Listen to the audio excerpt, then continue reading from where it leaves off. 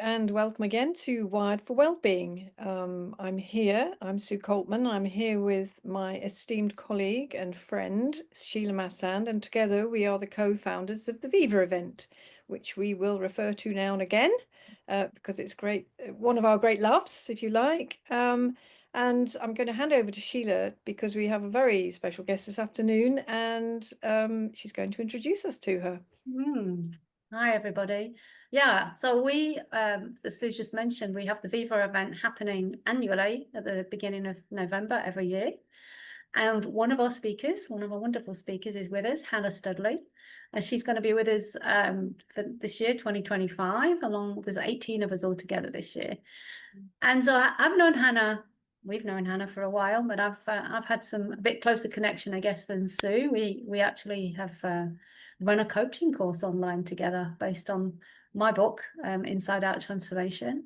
And that came about because Hannah reviewed my book, gave me a wonderful testimonial. And she is, in fact, an author herself. She's authored 4 books so far, and the latest one being called Beyond Diagnosis: A Paradigm Shift from Pathology to Innate Health.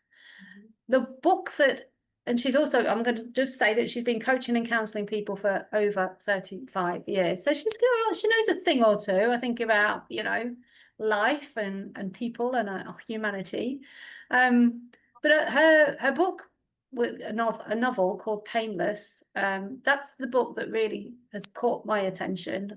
Brilliant book for anybody who wants to read it out there. I really, really enjoyed it and recommend it. It's an easy way for somebody who's in chronic pain, I would say, or chronic anxiety, to really hear something fresh for themselves. And so what we wanted to do, Hannah, with you today, if that's okay, we've got 30 minutes for this episode. We wanted to explore the mind-body connection. And a good place to start, I think, because that is part of your story, having read your book, and I know you a bit. If you would share with us a little bit about, how all these chronic ailments, symptoms for you disappeared, which is absolutely amazing. Yeah, thank you, Sheila and Sue. It's so nice to be here with you. I never thought of myself as a sick person, but I remember one time writing down all the things that were going wrong on a regular basis. I mean, I started with cystitis when I was a young child.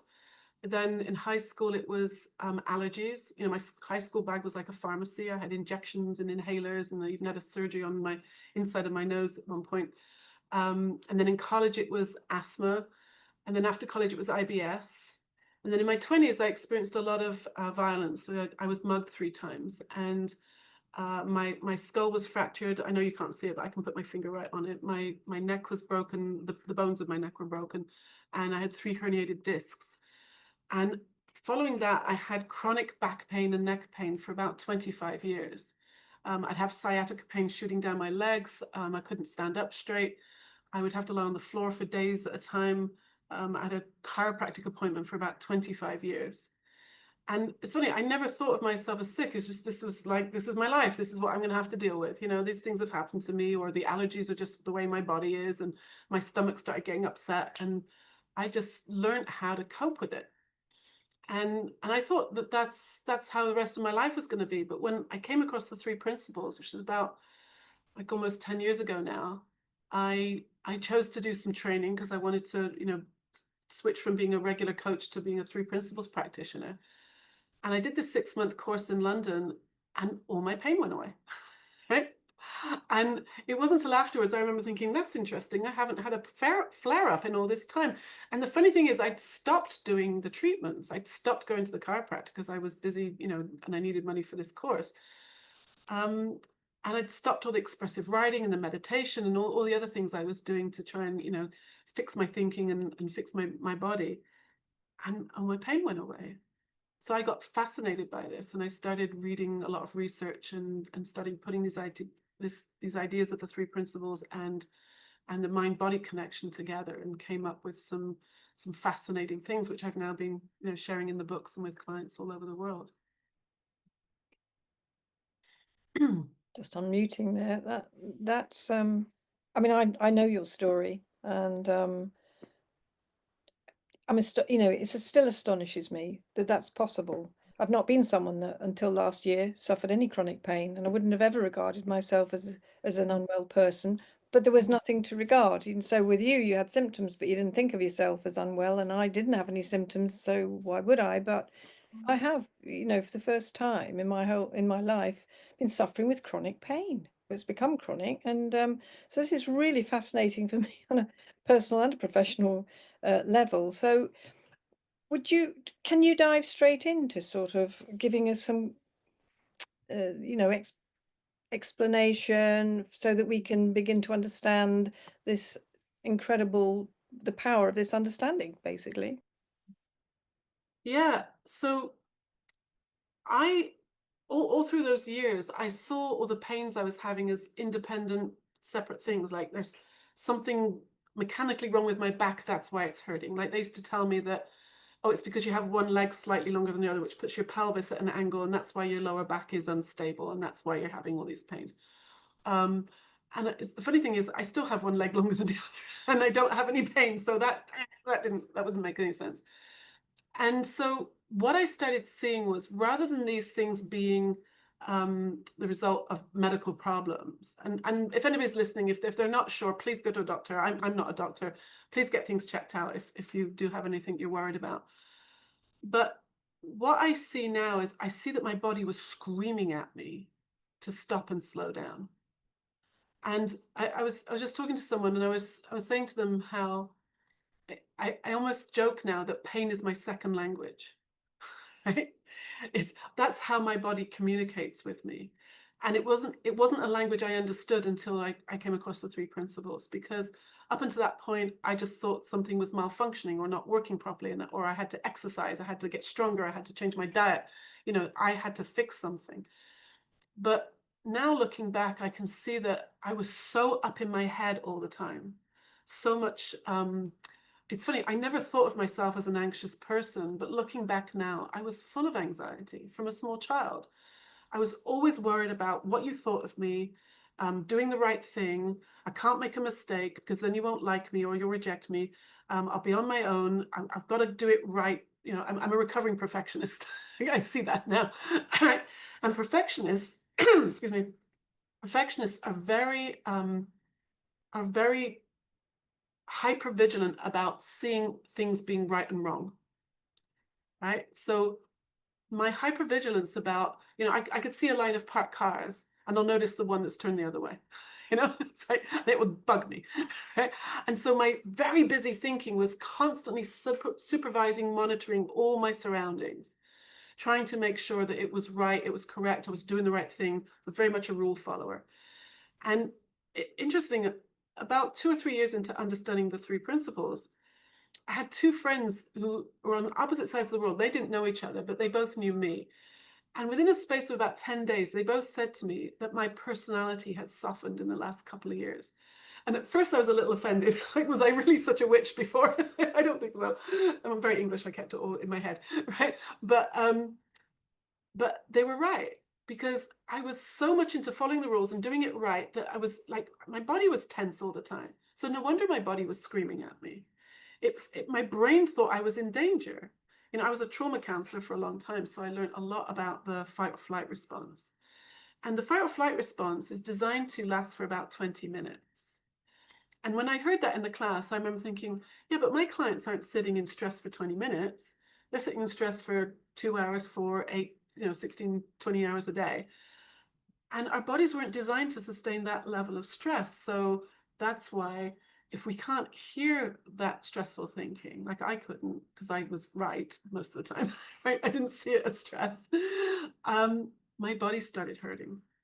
And now, if I describe myself as being pain-free for almost 10 years, but occasionally I can get a twinge of, my back will like be a bit sore, or my stomach might get a bit upset. And it's like a tap on the shoulder now. I know that it's telling me, it's not so much I have to work out what am I stressed about, because that would just be more thinking. What I've realized is it's telling me that you're too much up in your head. Come back to the present where you're safe. And when I come back to the present where I'm safe and I have less thinking, that's when the pain goes away, because it doesn't serve any purpose anymore. So I started seeing pain as a signal, like a smoke alarm, let's say. The point of a smoke alarm is to get your attention, to get you to safety. It's not to you to like start thinking about how fabulous smoke alarms are, right? Analysis is not going to help us. In fact, we want less thinking, not better thinking. So I see pain now as a chronic pain. Well, actually, all pain is a signal. Even acute pain, if you cut your finger or you twist your ankle, it's also telling you something, like get help, you know. But chronic pain is, for me, and what I understand now, it's telling me that I'm probably not being present, been too much up in my head, and I should, you know, slow down and come back and be here now where I'm okay. Yeah, I love that. And my mind's going, okay. So again, somebody, you know, can share with Sue, somebody who experiences chronic illness and chronic pain in there. Is there, when you're speaking to clients, is the conversation universal? As in, we have these universal principles, you know, we're all creating our reality through these spiritual principles, mind, consciousness, and thought. And you talked about presence and coming out of our heads, allowing the thinking to settle and just be as present as possible. Is that, I suppose, is that the universal answer for everyone you speak to? Yeah, I really think it is, because I often get emails from people and they'll say to me, but have you worked with someone with plantar fasciitis? And I'm like, first time I was like, what's that? I have to Google it. Oh, it's foot pain, right? And then, have you worked with someone with, you know, these kind of migraines? Have you worked with someone with, you know, and after a while I stopped Googling it, and it's like, because the answer is going to be the same. Because, you know, your doctor might need to know the names of those things. I'm not a doctor. What I'm helping people with is their state of mind. And so this, like you said, it's a universal state of mind. It's true for everybody. If we're in a low mood, if we're in the basement, as it were, if you're spending all day in like hours and hours of prolonged stressful thinking, you cannot feel good, right? It's a very reliable system, because people who spend most of the day like in happy or abundant or just like nice thinking, you can't feel bad if you're right. So the pain and the moods were a reflection of the quality of my thinking. And then I like what you said about using this idea as universal, because a while ago someone asked me, they said, is there anybody that the principles don't work for? So I answered with a question, is there anybody that gravity doesn't work for? Right? Right? Gravity is a principle, right? It has principles. And so, like, if there's somebody that gravity doesn't work for, I do not want to get on an airplane with that person. Because it might be a bit dangerous, right? But gravity is universal. It works for everybody. It even works there. Apparently, there's even a little bit of gravity on the moon. It is everywhere in the universe. And I love that Sydney Banks, who put these ideas together, that he called them principles. Because if you look up the word principles in the dictionary, it's going to say something like facts that are true throughout the world or throughout the universe. And so when Sid put these ideas together, he saw that it explained everything. And that's one of the things I love about this, is it's not a prescription for how to fix my pain. Like, the 3 principles are not a cure for pain. They're not a cure for anything. They're an explanation of how everything works. And everything includes my mind-body connection. So if I'm living in some really prolonged stressful thinking, I might be worrying about, you know, a trauma from the past or catastrophizing about something in the future. My body doesn't know past or future. It can only respond to the thoughts I'm having in this moment right now. So that's how I started seeing this, is that we're feeling the thinking I'm having now. And so, and yes, sometimes, like, I've worked with kids who are having stomach aches on Sunday night, let's say, because they're worried about going to school on Monday morning. Maybe they're being bullied or something. But their stomach is reacting to the thoughts they're having on Sunday night, even though the event might be, you know, tomorrow or later in the week. Sometimes we can get through big dramas and then the pain comes afterwards, right? But I still see it as a connection to the quality of my thinking, and it's trying to get my attention. So these are universal experiences that everybody has. Now, not everybody has chronic pain as a result of their stress. I think it can show up as divorces and bankruptcies and, all kinds of other addictions, all kinds of other behaviors. Those are the kind of things I, wrote about in my diagnosis book, that, for some people, it ends up with cutting or drinking, So however we have learned to cope with that distressing thinking, for me, it was with a lot of pain. The pain was, I don't know if it was distracting me or a way of getting attention, doesn't really matter now. But these principles work for everyone, because that's how we all work. When you said you went on the course in London and then you noticed my back's not, my back seems fine, and that symptom hasn't been here. Does that mean, in a way, that these things happen behind the scenes, the healing, if you like, call it what we will, the healing happened and then you noticed? Or was there something that you could relate that to in what you were learning and what you were being sort of immersed in? Maybe that's not a question that makes sense to you, but I'm just wondering. Yeah.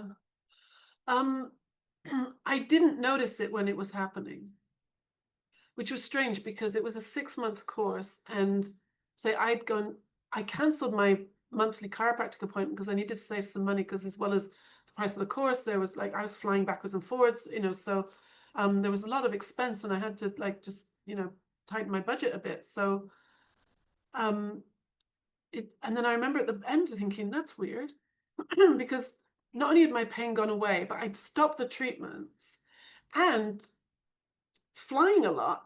I stopped in Istanbul airport every time because I got a cheaper ticket, and so spending a lot of time in airports, flying, staying with friends, there were all the kind of situations where my back would have gotten upset, my stomach would have gotten a bit upset, and it wasn't. So I didn't know that my pain could go away, first of all. So I think that's why I wasn't really curious to see, I wasn't going into the 3 principles thinking, oh, I wonder if this will fix my pain. It kind of happened as a blessing on the side, if you like, right? So now that I work with people who they have, heard that my pain went away, and I remember Dr. Bill Pettit sent me a client once from a guy in New York, and we had this conversation, and I swear in the first 10 minutes, he must have said to me so many times, when will I be 100% pain-free? I need to be 100% pain-free. Can you promise me I'll be 100% free? I said, no, I don't know a doctor who can promise. And besides, it's not realistic. I don't know a human being who is 100% pain-free. So he had this really idealistic, goal. So I said to him, I'm feeling the pressure now. Can you feel that pressure from that unrealistic, a story that you're living in? I said to him, let's put that idea on the shelf, and we'll come back to it later. Let's talk about how the mind works and how and we had this great conversation. And at the end of it, I said to him, checked in, how are you doing now? And he said, at the beginning when you said, let's put those ideas on the shelf, he said, that blew my mind. I didn't know you could do that. If you're having thoughts, you have to keep thinking them, which I kind of had that idea too. And so I said, so I didn't need to waste my time this last hour talking.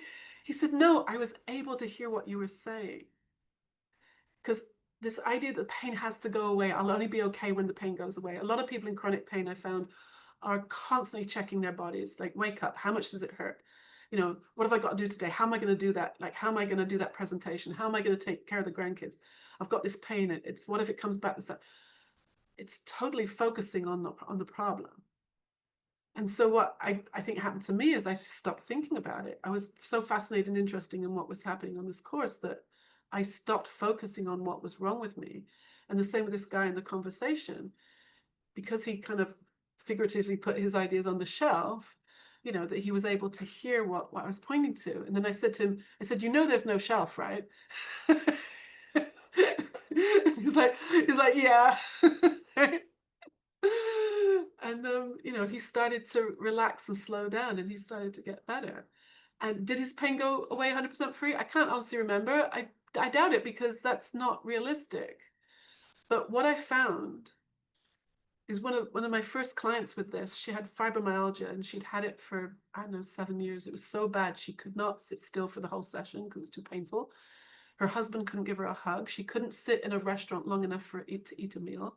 It was really, really bad. And she got better. But it didn't go, like my back pain kind of went like that. My allergies took longer to go away. Her fibromyalgia took a little bit longer. But what was amazing is she lost interest in it. She still would have some pain, some body soreness, but she got her life back. And she and her husband, they were living in Germany at the time, and now they've moved to Croatia, and they have a farm. And a farm is a lot of physical work, right?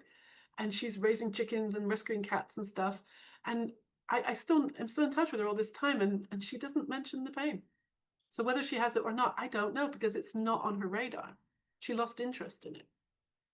And I think that's another reason why my pain went away, is during that course, I lost interest in a lot of my own thinking. It just wasn't interesting to me anymore. So, yeah.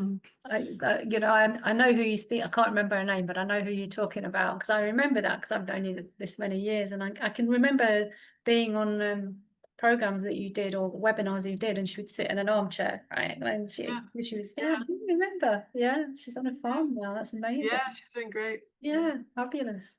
And that is, you're pointing all the time to this is how I'm hearing it. You're pointing constantly to the power of putting the thinking on the shelf, not listening to what's going on, taking attention away from thinking about pain, thinking about ourselves, thinking basically, as you pointed out right at the beginning. So that, again, that's the universality of it, and that's the simplicity of it. And I think people can overlook that greatly, can't they? That's what I'm hearing and what you're sharing at the moment, is we overlook so much of that as to how much attention put in. And you called yourself a reforming perfectionist. I can say I'm a reforming control freak, and it's kind of, I want to have all my ducks in a row. I know if I eat right and I exercise right, the things you were talking about earlier, that's going to result in a healthy, pain-free body. But there's a lot of attention put on all those things, trying, I think that's an important word there as well, isn't it? Trying to be healthy. Yeah, I see the trying as often a big problem. And so when we're trying hard to fix something that's not broken, no wonder the body, yes, I'm working with a guy right now in Ireland, and his hands are so red, they're almost purple from eczema. But he was referred to me by his homeopath, and the homeopath said, like, I'm telling you, there's nothing wrong with him. Get his thinking sorted out, right? So, and that's, it's not a judgment. It's like, that's what was going on with me. I was trying so hard. Like, I call it thought hygiene. I was really good at thought hygiene before I met the principles. I was meditating, I was journaling, I was expressive writing, I was going back, analyzing everything, because I'd been in some really dark thinking in the past. And I was terrified to go back there. So I had to keep my thinking positive. So any negative thoughts, I had to get them, keep them out. And no wonder my body was hurting and screaming, because I was so tense trying to be calm, right? And be peaceful, right? And positive. And it was, taking a toll on my body. And now it's like, and this is something I'm seeing more and more now, is that I can still have a funky thought, I can still, have, some crazy thinking or something, but so what? Right? So I think so what is a very spiritual mantra. Right? It's like, because in the past, and a lot of people I speak to, it's like, yes, but you shouldn't have a negative thought. You shouldn't, my thought is like ruminating thought. I talked to this person recently, and she said, no, but I have ruminating thinking. And I said, okay, so what? And she said, no, but it's intrusive rumination. I said, okay. She says, no, it's maladaptive intrusive rumination. I said, I don't care how many labels you put on it. It's still just thoughts going through your mind. What if you could see that that's just what it is? Like kind of, my favorite analogy right now, it's like groceries. You fill your shopping trolley up with all these groceries, and you put it on the conveyor belt. The person at Tesco's or Sainsbury's really doesn't care what you're buying, right? It's just groceries, whether it's shampoo and cheese and chicken and peas and then a pair of socks. right? It's just groceries. We can get, obsessed with what kind of shampoo and how much cheese and, right? But what if you step back and just saw it going by? So what, you had a funky thought? So what if you bought too much, chocolate? If I don't judge myself about it, if I don't get involved and start analyzing it, it's just passing through. It's the meaning we make of it that actually creates the experience. So I've learned now that if I do jump on the conveyor belt and get a bit involved in my thinking, so what? I know it's going to pass. It's okay. It's Innate health's still there. It's it's a real puzzle for me. After I came across principles, and for the last 20 years, I have seen incremental, sometimes giant leaps, sometimes tiny steps of having all the words that we apply, the greater freedom, ease, relationships becoming more loving and simpler, and a beautiful life. And I have said, these words have come out of my mouth, there are no exceptions. It's all thought. It's all the power that we have to create a reality, and our body is not separate Right. from our reality. And it's just been such a journey to see myself going down some rabbit holes with this. And if so, when people say, well, how do you stop thinking? I mean, that's not what you're saying, but it seems to me that could easily be a question. Well, how do I stop paying attention to this pain because it hurts and it's real? Is there Yeah. a kind of way that you can, shine a light on that for people? Yeah. So, we talk a lot in analogies. So the analogy I would use for that is if you were in the kitchen and you touch something hot, you wouldn't think, what was in SHEELA's book, or what was that, podcast that they were doing? No, you would take your hand away, right? Because you wouldn't, like, God forbid, wait for the smell of burning flesh before you took your hand away. You would take it away automatically because you know that if you keep your hand there in the flame or on the hot plate, whatever it is, there's going to be consequences and it's not going to be pleasant. So that's kind of what I've done with rabbit holing. It turned it into a verb, right? A lot of my clients do rabbit holing. And so the last 20 times you went down that rabbit hole, it was painful. It never ends well. There's no good information down there, but we try it again and we try it again. So I think what the principles did for me was I started understanding that a lot of those thoughts that kind of push me over the edge into the rabbit hole have a certain feeling to them. They feel intense, they feel heavy, they feel urgent.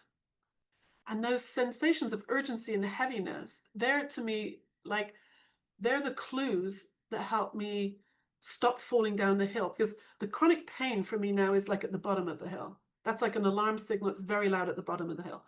So what I share with my clients is how to kind of become aware of what the other clues, the quieter ones that are further up the hill, as it were.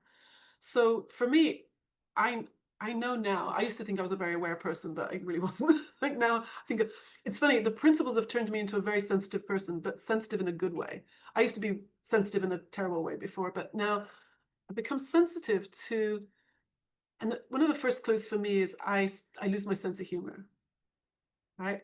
I start getting serious, and then everybody's doing it wrong. I'm blaming everybody, right? And then I get this sense of heaviness and intensity and urgency. Got to send that email right now. Got to tell the neighbors off, whatever it is, right? And then the pains will start showing up after that. So what I like to share with people is going back to this analogy of touching the flame.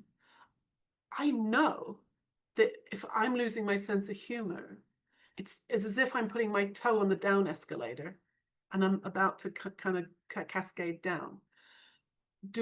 I'm not scared of going down there now because I know it's an illusion and it's going to pass. But why would I want to give up my good feeling? Why would I want to sacrifice my health or my peace of mind? I kind of, it's not out of fear. It's more out of like, I love living in this nice feeling. It's very precious to me now. So I'm not protecting it out of, insecurity or anything, protecting it because it's precious to me. I want to stay here. So if I catch myself higher up, like with the humor or the impatience or, blaming people, then it's like a little tap on the shoulder. careful, where are you going with this? And I just know now I don't want to go any further. So that's why I don't believe I've had any, massive flare-ups in the last 10 years, because I just like hanging out up here better. Yeah. Yeah, I think that makes perfect sense. Makes perfect sense to me. The word devotion just came into my mind. Devotion can be a spiritual, religious, have a spiritual, religious connotation, but I think there's something about being devoted to your peace of mind, being devoted to health, right? Mental health and physical health. And as you say, why you've got your signals now. You know which ones are going to take you down the escalator. And I guess we can all look into our own lives and work that out for ourselves, right? Yeah. Well, Hannah, I think we've come to our time. I think we've come to the end of our time together. Thank you so much. It's been a lovely conversation. Yeah, definitely a brilliant reminder for me personally, and hopefully people who are listening will have taken some golden nuggets away for themselves too. So if people wanted to get in touch with you, what's the easiest way for them to do that? Yeah, thank you. So I have a website with my name, Chana, spelled Chana, last name Studley.com.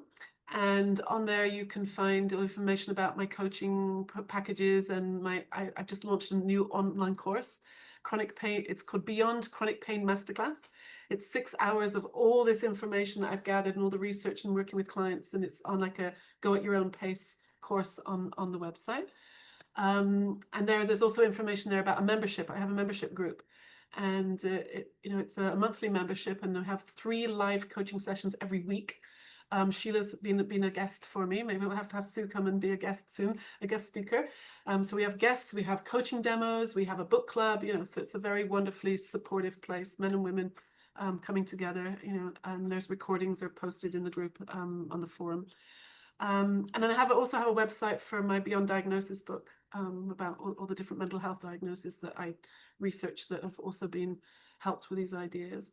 And all my books that SHEELA mentioned, they're all on Amazon. So put my name into Amazon. There's 4 books, and I'm working on my 5th one right now. Working on the edits for the 5th one. Hey, When no stopping you. when I was when I got your book Beyond Diagnosis, Yeah. I was quite daunted because it's such a big book. I Yeah. was thinking I've got to find some time and some, so I kept putting off. And then when I picked it up, I thought, Nana, it's fabulous. Just, going through stories after. It's very light, and it's a beautiful book. So I wanted to personally thank you for that. And I don't know whether we mentioned that you're going to be one of our wonderful keynote speakers at the Viva event this year. So we're very much looking forward to hanging out with you in person, and and so are all the participants. I'm absolutely sure about that.